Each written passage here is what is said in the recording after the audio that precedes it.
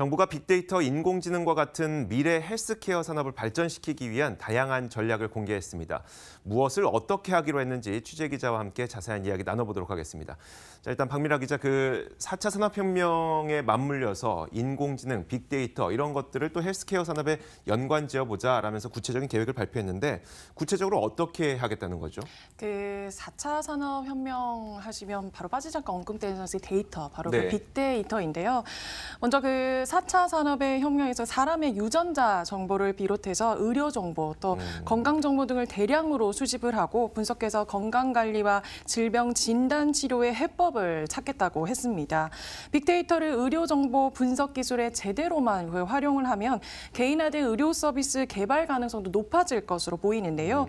내년을 시작으로 2022년 빅데이터 수집을 위한 인프라 구축을 완료를 하겠다는 게 정부의 입장인데 여기에 투자하는 비용 역시 약 78억 원 가까이 투입될 것으로 보입니다.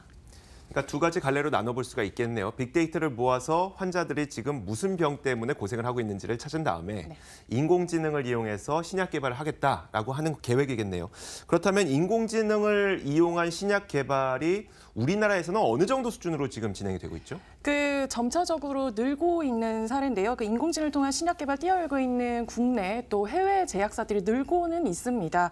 하지만 정부 지원이 턱없이 부족하다는 지적이 많았는데요. 최근에야 신약 개발에 인공지능을 활용하는 지원하는 법이 마련해졌을 정도인데 이런 상황에서 정부가 인공지능을 신약 개발에 어떻게 활용하겠다라는 구체적인 대안을 제시를 했습니다.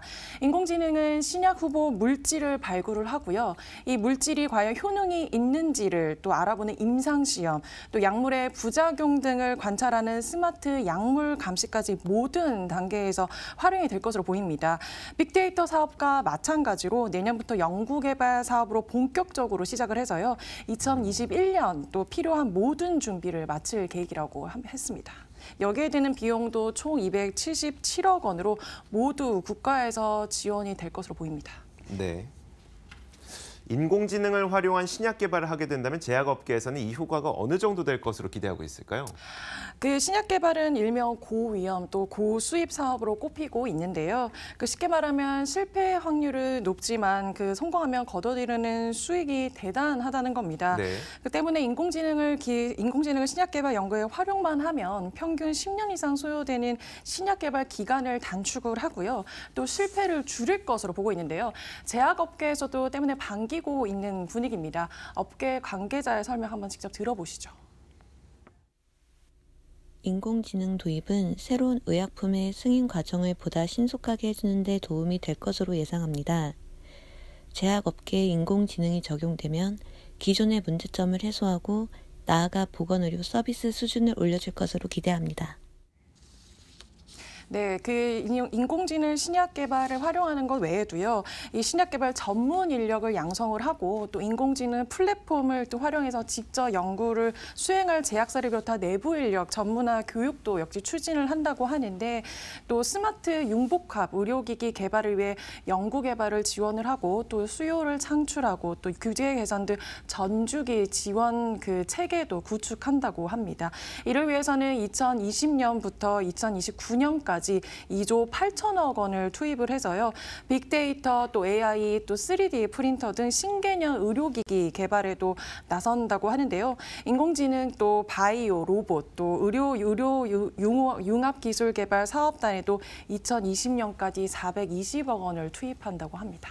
기존에 존재하는 사업의 경우에는 여기에 인공지능이 투입되거나 로봇이 투입되면 일자리가 좀 없어질 것으로 보이지만 신약 개발이라고 하는 것은 아직까지 인공지능으로 개척되지 않았던 길이기 때문에 여기서 새로운 산업이 발생하게 되면 일자리 창출도 가능할 것 같은데 정부에서는 추가 일자리 창출을 어느 정도 기대하고 있습니까? 네, 정부는 지금 700만 개 이상이 넘는 신규 일자리가 추가가 될 것으로 보고 있는데요. 기존 요양보호사나 또 생산라인 근로자 등에서 정부에서 4차 사업 관련 기술 발전으로 일명 신규 지능화 사업이 늘어나면서 여기에만 210만 개 이상의 일자리가 늘어날 것으로 예상을 하고 있습니다. 또 데이터 분석가, 자율 진단기기 프로그래머도 그 직업의 종류도 다양한데요. 때문에 정부는 2023년까지 산업 전반의 지능화 혁신을 그 가속화시켜서요. 빠른 변화에 능동적으로 대처를 하고 또 대응할 수 있는 지능화 인재를 확보할 수 있도록 힘을 쏟겠다고 했습니다. 그렇다면 경제적 효과도 일단 예상을 해봐야 될 것 같은데요. 기대할 수 있는 경제적 효과요? 그 4차 산업혁명이 경제사에 전반적으로 성공적으로 이루어지기만 한다면 2030년까지는 최대 630조 원의 경제 효과가 창출될 것으로 기대를 하고 있는데요. 산업별로는 의료를 비롯해서 제조, 도시, 금융 순으로 그 막대한 파급 효과가 있을 것으로 전망이 되고 있습니다. 하지만 정부가 말한 이 혁신이 지체가 된다면요.